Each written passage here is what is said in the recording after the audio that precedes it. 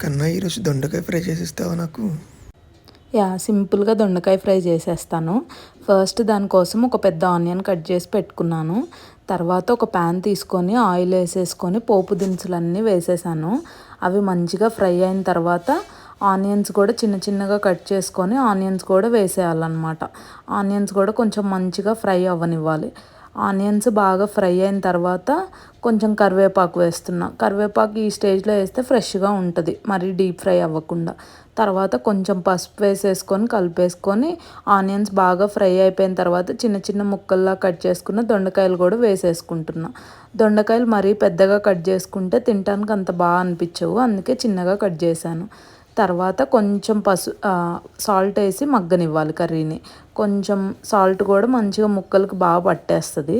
Salt వేసి pieces అన్నీ మంచిగా మగ్గిపోయిన తర్వాత కారం కూడా వేసేసుకొని కొంచెం ఫ్రై చేసేసుకోవడమే. అంతే, సింపుల్ దొండకాయ ఫ్రై రెడీ.